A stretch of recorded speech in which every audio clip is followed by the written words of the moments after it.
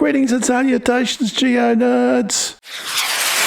So what's this very prestigious Brisbane Girls' School got to do with this amazing 19th century, 1890s in fact, railway line and cutting and tunnel, and this unbelievably beautiful Brisbane house? Stick around. We'll find out together.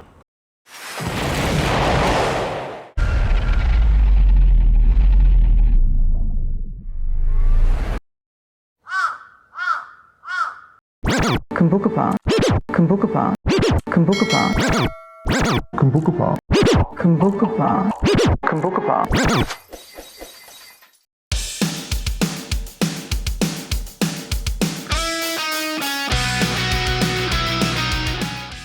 Well, folks, today we're talking about Kumbukapa. Here we are over the north side of Brisbane because this thing's really close. We can't go too far. We get a little skim through town just because we can. I must say in advance, this is very old metadata this was drawn on, and there are some buildings that should be there that are not, that you're going to notice. But anyway, we're whizzing over the south side here, over South Bank, down, and here's the building in front of us. As I said, we didn't have very far to go.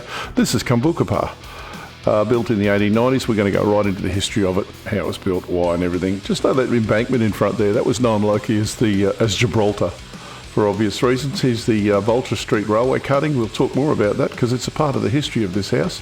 Thought we'd whiz around the back. You never see the back of it. It's quite a big house, actually.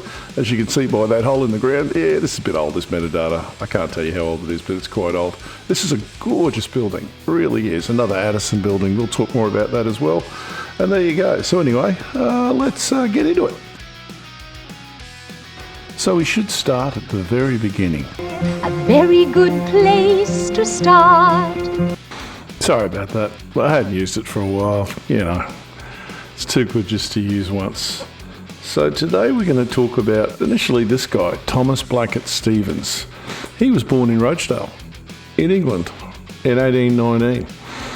He reached Sydney on the Bengal ship from on the 12th of February 1849. Now, his family already owned woolen mills in England, so he was certainly not, on his arse. He had some resources behind him. He was attracted by the growth in Brisbane, and he went up here in 1853 and established a wool scour and fellmongery, which is a fur dealership and processing place, near Cleveland, on what's now's Ormiston. Let's have a quick look at the images on that. So here's the actual plant that he built this isn't the one he built at Ormiston. He was down at Ormiston, but he moved it up to Brisbane to be a bit closer. And this is at a place called the Aboriginals called Yekabin, which we now call Ekabin. And not long after that, he bought the Courier Mail, or what was the Moreton Bay Courier in those days. He had some pretty radical political ideas, and he bought up some land and built a house. And his house he called Kumbukapa. So here it is, looking across the river, and this is again looking across the river, panning up at it. I mean, this is from the 1860s. We're asking an awful lot of these old photographs here. Here's the looking across through the banana trees, looking over to the Parliament House and Garden Point, what's now QUT. There's another 1870s photograph. There's a look at the size of that prickly pear in the foreground, the old law courts going past there. There it is up on the hill, looking out, it's resplendent. Here it is about the 1870s, the old church is being built there, up on the hill again. Now, why they plant palm trees in their front yard, I'm not sure where they think they are. Here's Kumbukapa, nice place, the original. A pretty good house for Brisbane, but not a palace. This guy was a Baptist, and he had some very good ideas, some good social ideas, all round pretty good guy. Unfortunately, he caught cholera from a visiting ship, and he was crook for a few years, and unfortunately he passed away in 1877. So, yeah, and a few other things started to change. Here's Ham's map of Brisbane from 1863. There's the old Wheat Creek up there running through Brisbane. That's pretty amazing. Zooming down onto South Brisbane, you can see T.B. Stevens there marked on all that land. He owned all that land. And there's Kumbukapa there. It's marked on this map. I'll enable some of the streets there because not all those streets are there anymore.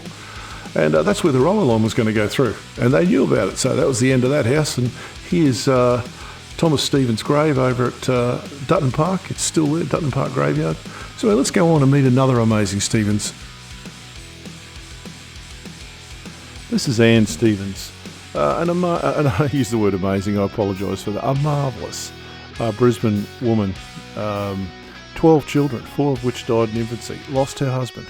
This is her eldest son, William, who was obviously a big help to her running the business and whatever, and in fact he ran the estate. I thought we'd bring William back to life briefly. That's just spooky when that happens. That's what, 150 years ago or something? Pretty good, eh? Anyway, not to worry. So they knew the railway was coming, so they had to knock the old place down and build something else, and they did. So in 1890, they built the new Kumbukapa up the hill.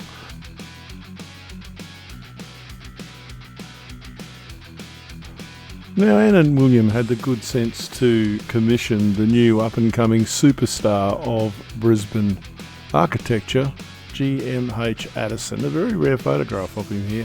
And just the insert, by the way, his parents are buried in Ilfracombe in Devon. So, you don't come across many people who are from Ilfracombe, do you, Pete? So, George Henry Marl Addison, born in 1857, migrated to Australia, did some work in Melbourne. We've come across him before because in my video on the silver lead zinc mine at Indooroopilly, we came across his house because the silver lead zinc mine is actually on where his house used to be. And it got knocked down to build the silver lead zinc mine after he passed away. So yeah, I'll just put this as an image of his house obviously. But let's have a look at some of the work he did around Brisbane. So folks, here we have the old museum building over at Gregory Terrace. Just a beautiful place, Bowen Bridge. Obviously Addison. Here's the mansions down there in George Street, down near Parliament House. See Parliament House in the background there. Obviously Addison. This is the Moon Building in Adelaide Street. This used to be the first store of the Chandler organisation, JB Chandler. And here we have the Albert Street Church, which anyone who's been through Brisbane has seen this. It is a beautiful building. Obviously Addison though, look at it. And here we go. This is an old house over at Windsor, which is obviously Addison as well, still there today.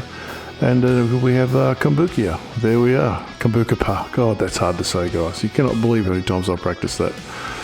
Again, obviously Addison as well. And what we might do now is just have a quick look at the geology, because, this is T-Rocks. And then we will look at the new building in depth. Alright folks, here we have the geology map of the area. As you can see, it's pretty interesting. You got the green is the Brisbane Tuff, yellow are the gravels, purples are shales, of course.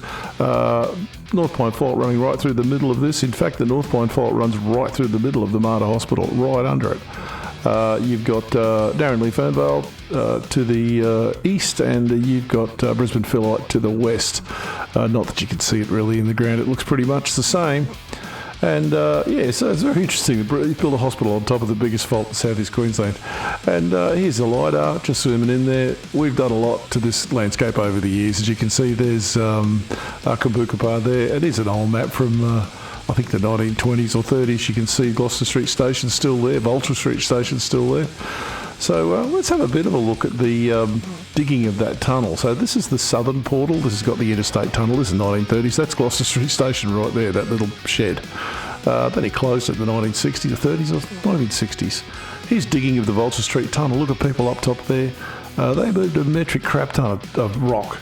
And here it is today-ish, with the school sitting on top of it, the little chapel up there.